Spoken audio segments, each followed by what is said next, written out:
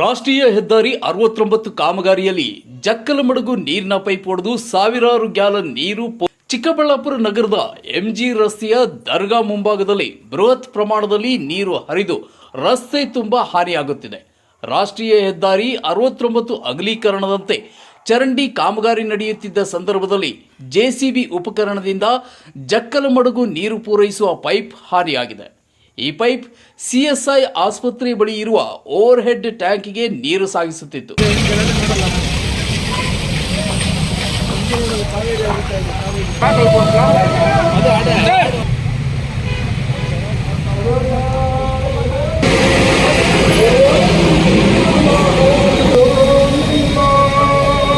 ಪೈಪಿನ ತಿರುವುಗಳು ಮತ್ತು ಸ್ಥಳದ ಸ್ಥಿತಿಯನ್ನ ಗೊತ್ತಿಲ್ಲದೆ ಕಾಮಗಾರಿ ನಡೆಯುತ್ತಿದ್ದ ಕಾರಣ ಈ ಅವಾಂತರ ಸಂಭವಿಸಿದೆ.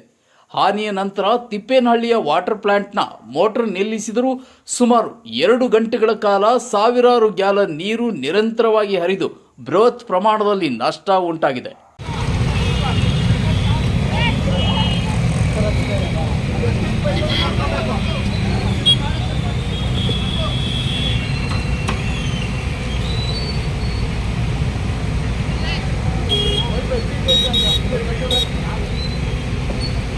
ಈ ಕಡೆ ಬರಮ್ಮ.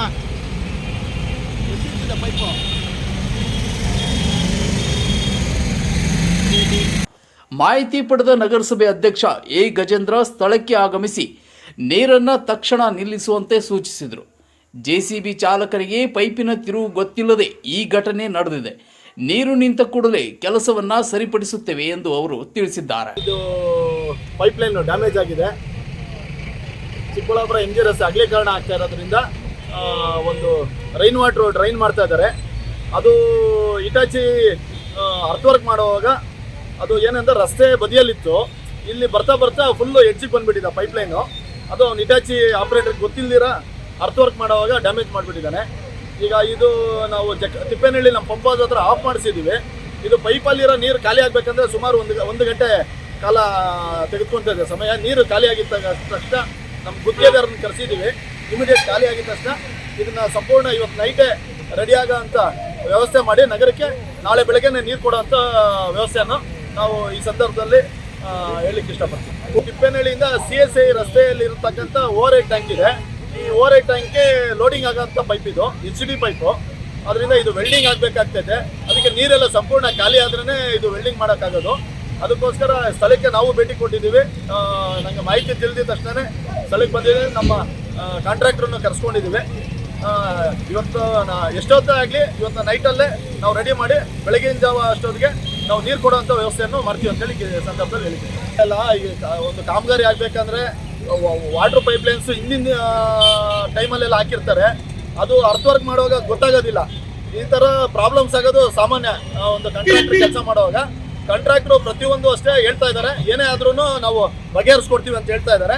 ಯಾವುದೇ ರೀತಿ ಏನು ಸಾರ್ವಜನಿಕ ಸಮಸ್ಯೆ ಆಗ್ತಿದ್ದಂಗೆ ನಾವು ನೋಡ್ಕೊತೀವಿ ಅಂತೇಳಿ ಹುಡುಕೋ ಕಾಲಲ್ಲಿ ಹುಡುಕೋ ಕೈ ಹಾಕ್ಬೇಡ. ನೋಡಿ ಇಲ್ಲಿ ರೈತ ನೋಡು ಇಲ್ಲಿ